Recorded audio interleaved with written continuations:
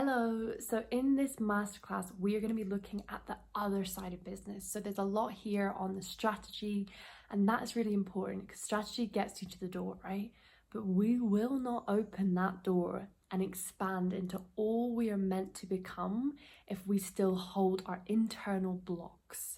So this whole masterclass is around overcoming those internal blocks that are stopping us from fully stepping into who we are meant to become in business, in life. So grab a pen, grab some paper, and I will see you on the other side. Firstly, I've got a statement that I started to speak into there, but this is that personal blocks are business blocks. And this is really important for us to get in our head right now. And I want to share a little bit about me and my to make that a bit clearer. If we just can go on mute, if we're not already. I think Amber, your speaker's on, so we're just hearing a bit of background. All good. Perfect. So yes, personal blocks are business blocks. What do I mean by that? I'm going to share a little bit about what I mean by that. No worries, Amber. It happens to all of us. So this is a picture of me on the left with one of my biggest blocks was people pleasing and being quite scared to be seen for my truest, authentic self. I was scared I was going to be judged for who I was, that I wasn't going to fit in, that people wouldn't like me. That wasn't a business block, that was a block for my whole life. And on the left here, as you can see, I look a little bit different to what I look like now. Not there's anything wrong with this, but I've got a lot of makeup on and I'm very dressed up. And this girl here was really insecure, was really worried about what people thought. She kept her goals for life, her visions, her connection to the universe, all very quiet. Even her own journey, her highs and lows, her mental health, it was all very kept very quiet. I didn't want people to know that. I thought they wouldn't like me for that. So I would show this facade. I'd go out, I'd have the drinks, I'd be fun and bubbly, and I am a really fun and bubbly person, but that was the only side of myself I thought I could show. Okay. And then we've got here on the right, these are a couple of pictures of what it's looking like for me now. I'm living as my more authentic and highest self. So it's been quite a journey from Rosie on the left to the right here. And it was a journey of being okay with being my authentic self and trusting that the right people were going to love and accept me for it. And interestingly, or if so, not really interestingly, this exact same process happened in business. When I was trying to be this girl with the makeup who was copying coaches who I thought were successful and doing what they did and trying to do that, guess how many clients I had? I had zero. This was at the beginning of my journey. I had no clients. And the moment I started to show up and I was like, you know what? This isn't me. This things I've learned, they're not me. There's ways you can do business. There's loads of methods. We're going to speak into all of that tomorrow. But certain styles of doing it that were quite speaking only into pain and making people feel bad, so then they'd sell and they'd sign with you. All of that didn't really sit right with me. And the moment I made that shift and was like, I'm just going to start showing more of my authentic self online. I'm going to be ready to do that because I'd made that transition in my personal life. I'd healed that personal block. And now I was bringing it into business and everything completely changed. And that was the moment I started signing clients. To fast forward where we are today in these pictures on the right, I'm now living full-time in Peru. Just had my visa accepted, which is really exciting to be here for a year. I live in the mountains in the green, as you can see, and working and living full-time off my business. And that only became possible for me because of those personal blocks that I dealt with. When I dealt with them, everything expanded in business. So that is what I'm saying about personal blocks are business blocks.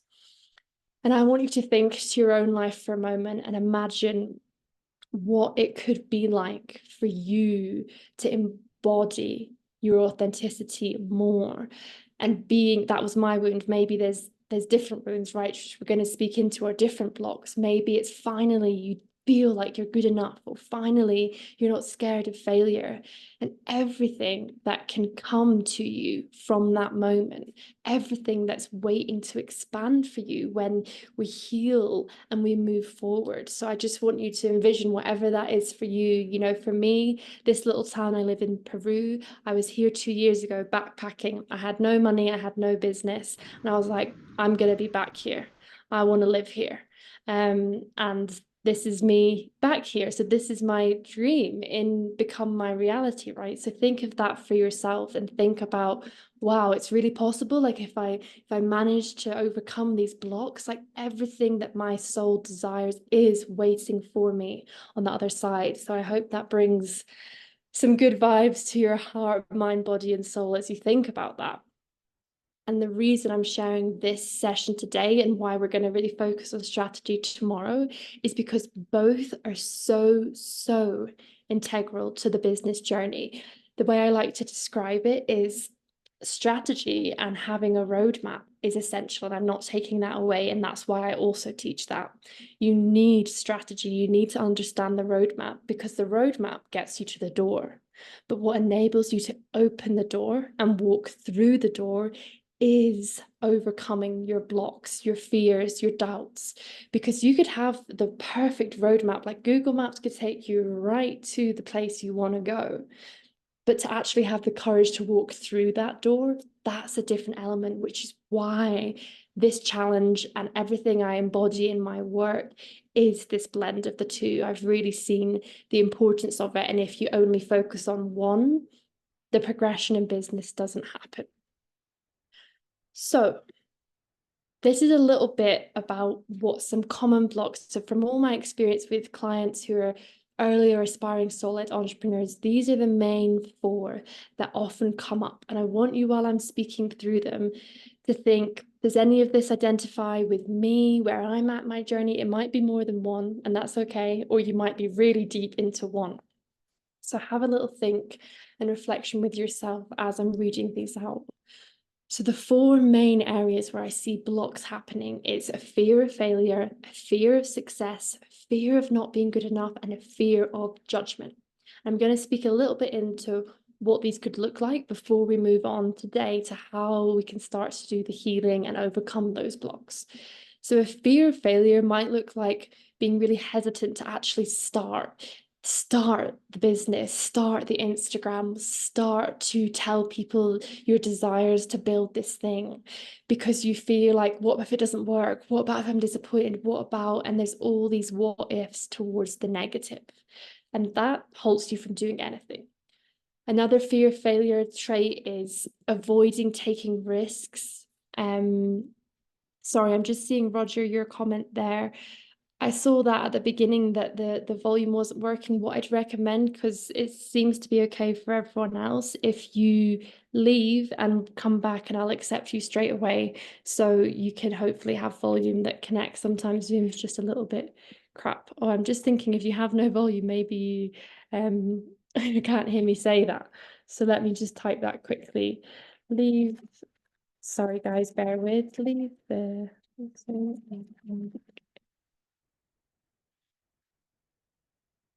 okay, back to business. So this can also look like avoiding taking risks or investing either your time or your money because of fear they won't work. So often, this is the biggest concern or objective when I'm signing clients, like, oh, like, I don't know, because it's such a human experience to feel fearful of making an investment. And what I share with them is the return of investment you will get from this is ridiculous. You know, and then I've just had a client call this morning, and she was a client who was quite nervous for making the investment. And she said, you know, it's so funny, I can't believe I was worried about that. I can't believe it, you know, but that is this fear of failure. Like, well, what about if I spend my money or I spend my time and it doesn't work out? And that narrative can be so strong. We've also got procrastinating on decisions. So if we don't do anything, nothing can go wrong, right? And that is a space a lot of people find themselves. And I know that was quite a theme yesterday around like that procrastination. And procrastination is never rooted in laziness. It's because we don't want to experience something that doesn't feel good for our nervous system, for our body. So we need to figure a way through that, which is what we'll go on to speak about. Fear of success, and this might sound a little strange, but it's actually a very common one for people as well, especially bullet point 3. The first two are more around, well, what about if I do get bigger and then there's more responsibility or I don't have enough free time? But the third one, which I see more regularly, is feeling anxious about becoming more visible. So now I'm going to be putting myself online and maybe I'm going to sign people, and then there's the pressure like, oh, am I going to help them? Am I going to make the transformation happen?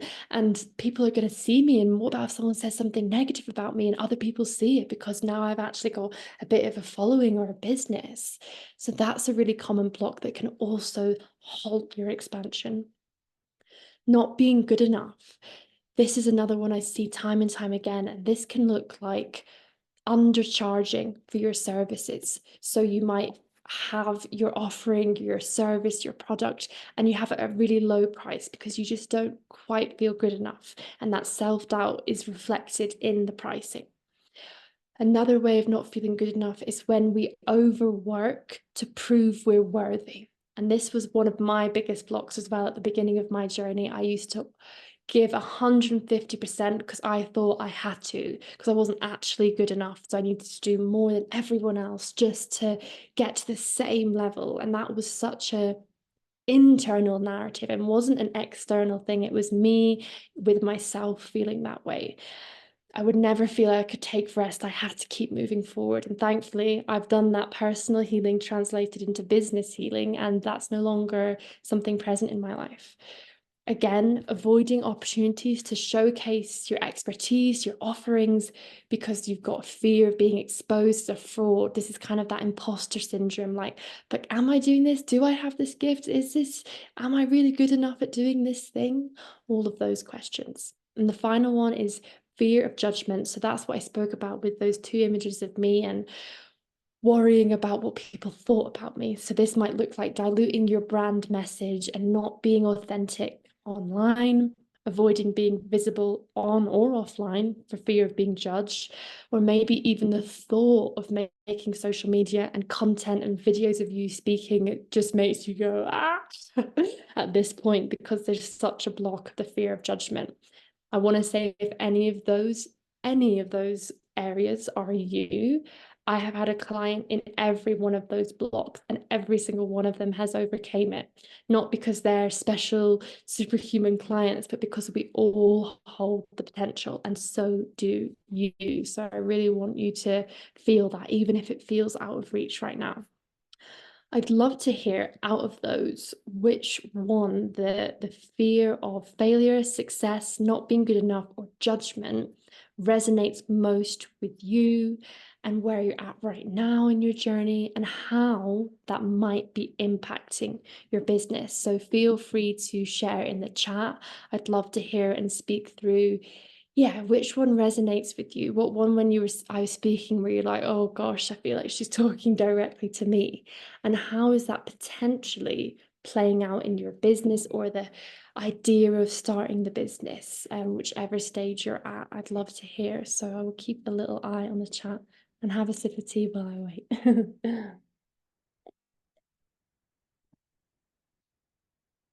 Natalie said points from every category. And I'm glad you said that first, Natalie, because often people are like, oh, well, I'm in all of them. Does that mean I've got loads of work to do more than everyone else? But actually, from birth to however old we are, there's been so many experiences that have happened that, of course, we have a variety of blocks. We have a variety of things that come into play. And that's the human experience. You know, that is just part of the human experience, but it doesn't mean you can't overcome them. Just reading what else is coming up. Fear of failure and procrastinating.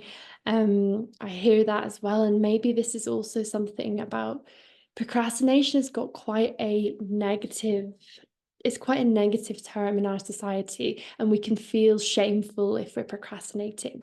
And even just by mindset and the awareness, like, okay, the reason I'm procrastinating isn't because I'm lazy, isn't because I don't care, it's because I'm scared. I'm scared of the failure. And when we know that, like, it's like we get rid of the cobwebs and we get to the core. And when we know the core, that is where the transformation and the healing to overcome that comes. So instead of shaming that procrastination, thank it for coming, because it's showing you your block. It's like, here is your block on a plate. You need to readdress that. You need to implement some things into your life that we're going to speak about today, that will support shifting that. I'm just reading some others here. Fearful I can't live up to helping with the transformation my clients would be looking for. Yeah, I'm glad you shared that, as especially when we're in those early stages, like, we feel it, and maybe we've had a few clients, or maybe not even yet. So there's that doubt and imposter syndrome, like, can I do this?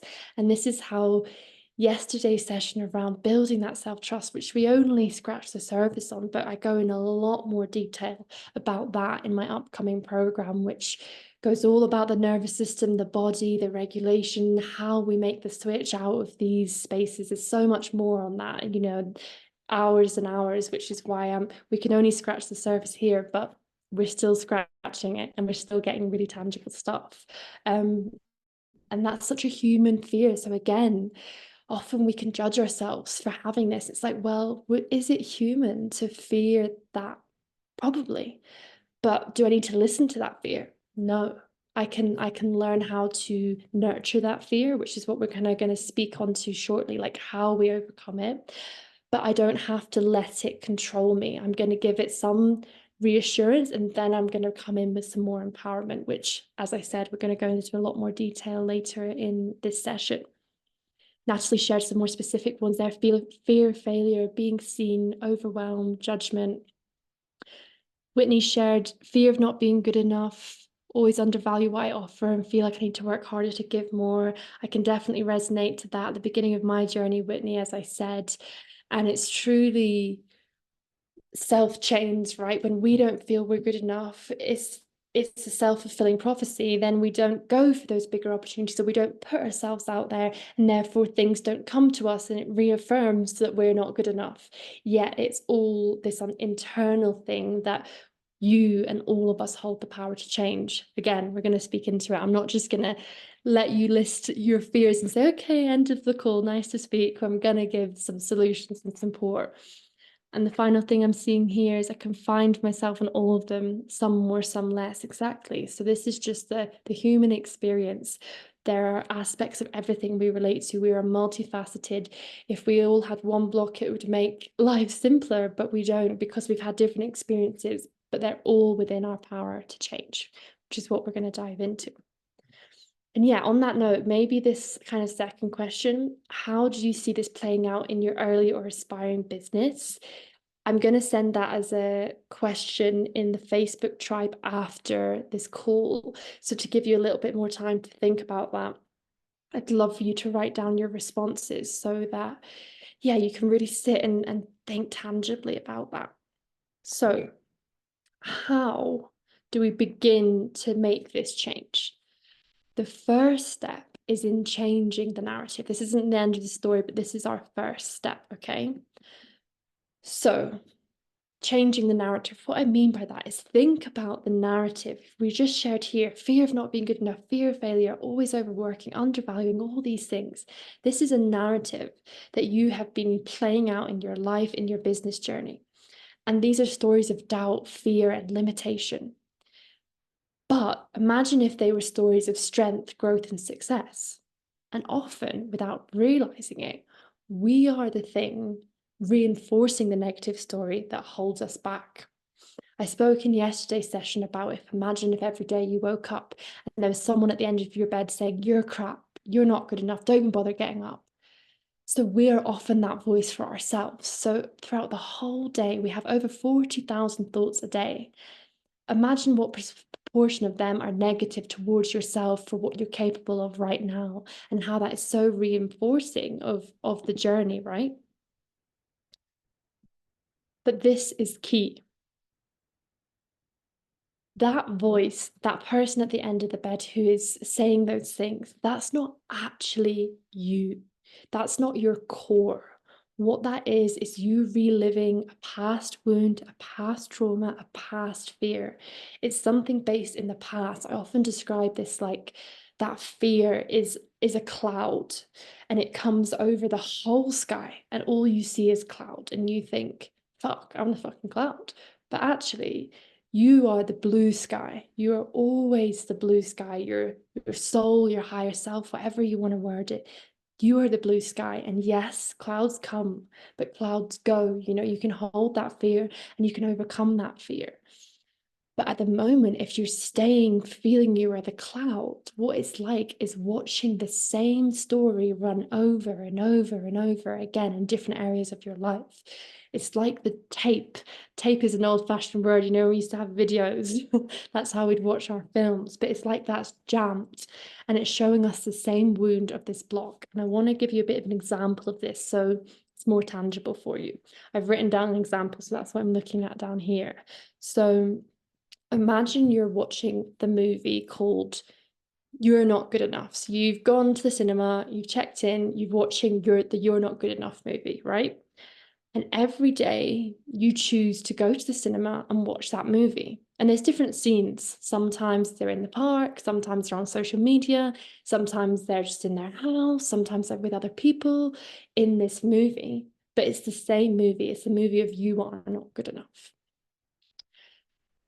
So I'm just reading what I wrote here. Yeah. So you are watching that movie of You're Not Good Enough. And let's say on that movie, you decide, you know what, I'm going to follow my soul calling. I'm going to create an Instagram around this business I have a passion. I'm going to post my first ever post. And that's happening inside of this movie of You Are Not Good Enough.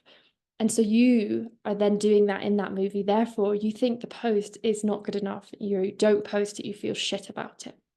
Okay, but let's say somebody else two rows down in a different cinema, they're watching a different movie, and their movie's called I'm Open to Learning and Expanding. So their movie is different from yours, and they see your post and they're watching the movie of I'm Open to Learning and Expanding. And they're going, wow, that's so helpful and insightful. Let me like that and let me go follow that person. Another person might be sat right next to you in the We're Not Good Enough movie, and they might look at the post you've made and go, wow, she's so cool that she's doing that. I could never do that. I'm just not good enough. And I'm not even going to engage with that because why would she want to have anything to do with me? Across all of those circumstances, has the post changed? No, it's exactly the same. It's the exact same post. What has changed is the storyline, the movie, the lens that we are watching that thing through. So I hope that little analogy helps and makes sense for you. And here's the thing, there's no point shaming the actors in the movie. So we're watching the We're Not Good Enough movie and we look at the actor keeping on seeing that she's not good enough, and you're the observer watching this movie like, come on, get out of the movie. But she's an actor, right? She can't control it. So the actor is our thoughts. There's no point shaming our thoughts. It's us who is choosing to engage with those thoughts again and again. The thoughts can't control that we are giving them that attention and that power, right? So we don't have the power to change the actors. But what we do have the power to do is go to the projector and change the freaking movie. And this is the power to change our thoughts. Now, this is a lot of kind of abstract things here, so I'm going to do a check-in in a minute, but I hope that example helped. But as a kind of conclusion to that is knowing that you are the observer of the thought, not the thought itself. You are sitting in the movie theater watching that. It is not you. You are the blue sky, not the clouds. You can have angry thoughts, but you are not anger. It comes and it goes. before we kind of dive into the next step and how we do this and change those thoughts and change that movie, I just want to have a little check-in on the chat and how that's all landed, if it makes sense, if you want me to clarify or give a different example of what I'm saying here. But in a nutshell, what I'm sharing, so just start typing in the chat if you do. But in a nutshell, what I'm sharing here is we have personally identified with this narrative that you're not good enough or you're going to fail for too long. We've been sat in that movie for too long. And now we're going to reclaim our power and we're going to leave the movie theatre and we're going to go watch a different freaking movie. And often, because our thoughts are in our mind, they feel so real. They feel like they're us. And when we suddenly create that distance, what we do is we realize that us, our soul, our higher self, has some power to create shifts here. So I'm just reading in the chat. Yeah, as Whitney said there, you choose which movie you're going to watch every day.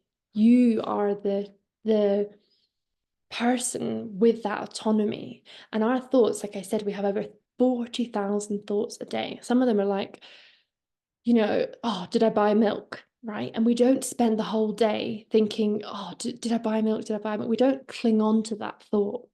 But these thoughts that are a bit more deeply based in fear or past experiences that were negative, we can really cling on to them. And if we feel we're not good enough, we just keep playing that down. Just reading what else we've got in the chat. I'm just hearing Natalie's just expand a little bit what you mean there, Natalie.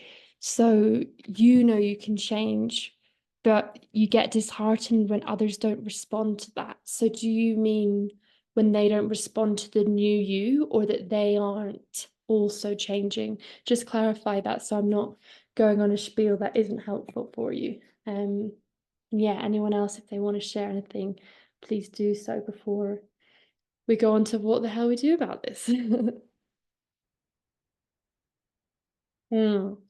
Okay, so if they're still in a doubting space, I really hear this. And this is, again, like I said yesterday, we scratched that surface with self-belief, and I go a lot deeper into that in my program, because at the beginning, that first step or two you take in business is a solo step, in terms of often from the traditional spaces where we'd expect that support. It doesn't come like family or close friends. If you say, hey, I want to start a business, I don't want to do this job anymore, they're like, oh, but are you going to make money? Or, oh, there's a lot of fear within them. And I had this experience after I graduated, and a couple of family members really harshly said some really harsh things. And I was like, okay, so I'm not going to get the support where I thought I'd get it. But that's also the power of leaning in the tribe, like leaning into this space, leaning into having the right mentors, teachers, and coaches, because there is a whole different pathway to this traditional pathway that if you've never gone there, you're a bit uncertain of it. But there's loads of people hanging out on this other pathway doing amazing things. And if you spend more time in proximity to them, we hold each other in this tribe of empowerment and shifts. And it's just something that's part of everyone's entrepreneurial journey. And I see it with so many of my clients that belief from where they thought it would be often isn't there yet.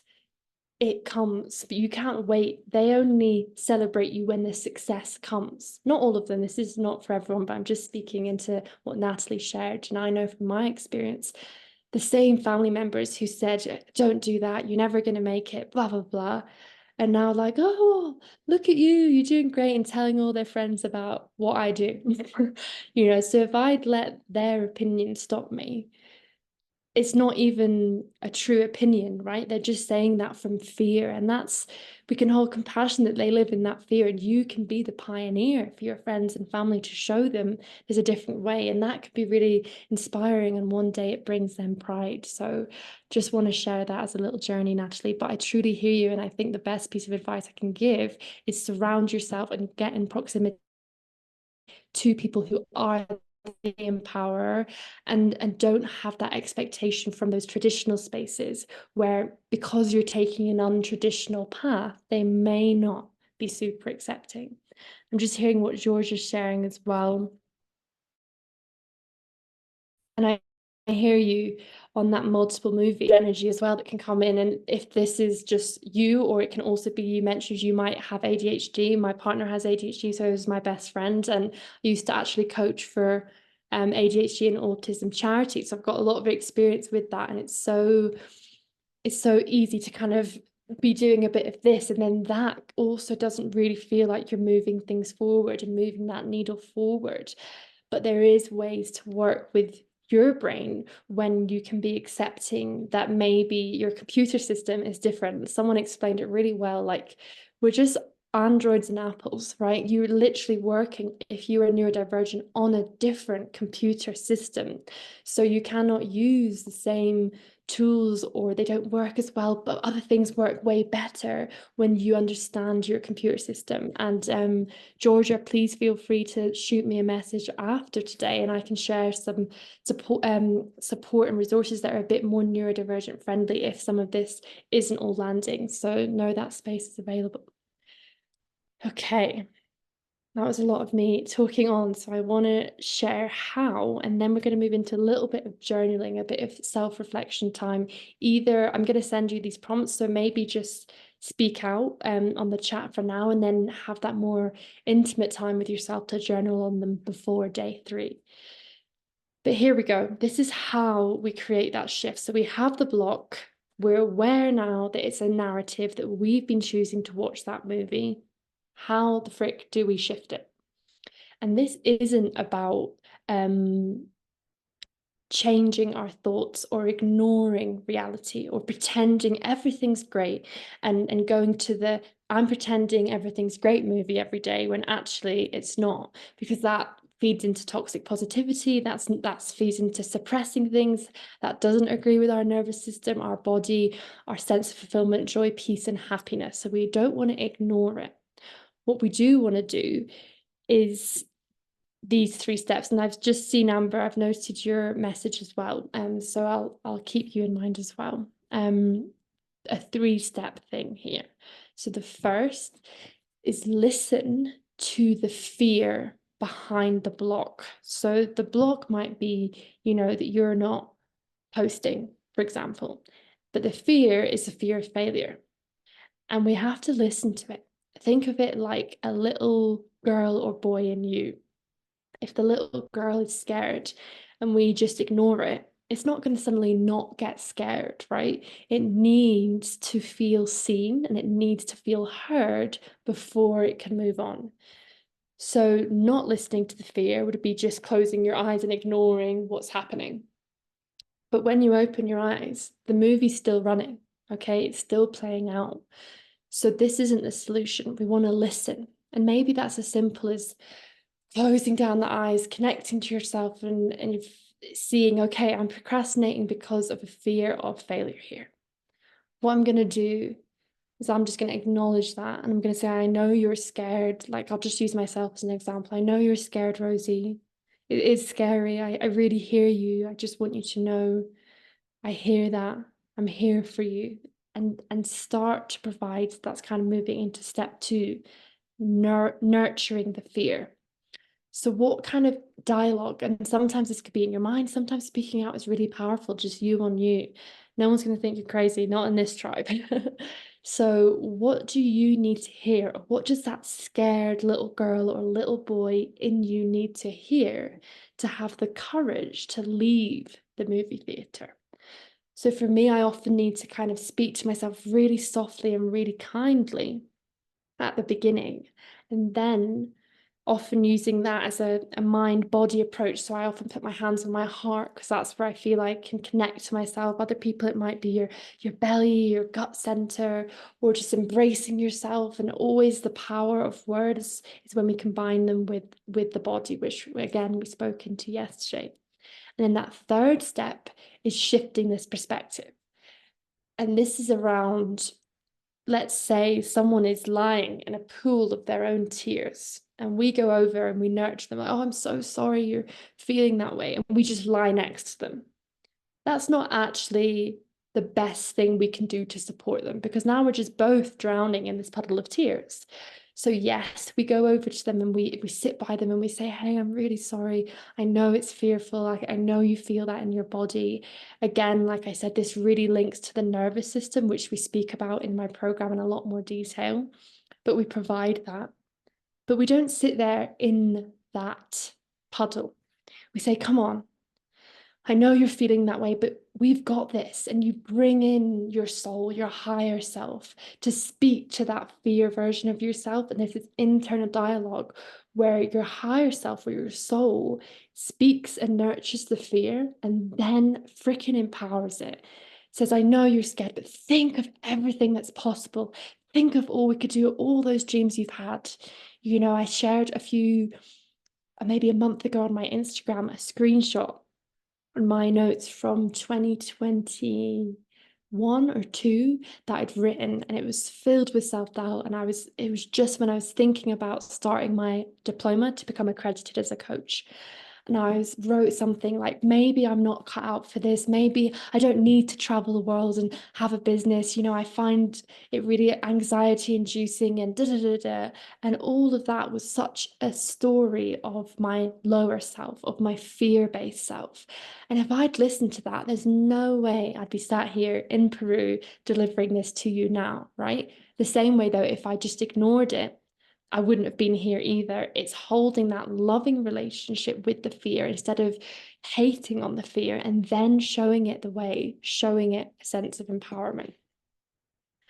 So by consciously choosing to tell ourselves a more empowering story, we cultivate a mindset that supports our business growth, that supports our personal fulfillment. Now, this isn't an overnight change, but with intention, you can really start to see the shift and see your true capabilities, see that hidden potential. And empowerment is what moves the needle. When we're disempowered, we're often in that victim mentality, and it's not our fault. But when we can come in and empower ourselves, suddenly the world looks different and all those opportunities are there and waiting for us.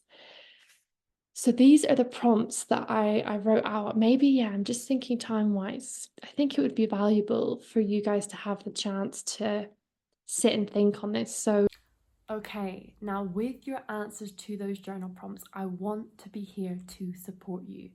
So please share them with me on email, share a bit about your story, and I can help you identify your next steps to moving through this and moving past this. Simply email me on connect@growthwithrosie.org, that's also on the screen now, with these journal prompts, and I will personally support you with that next step. So take this opportunity, and I will see you there.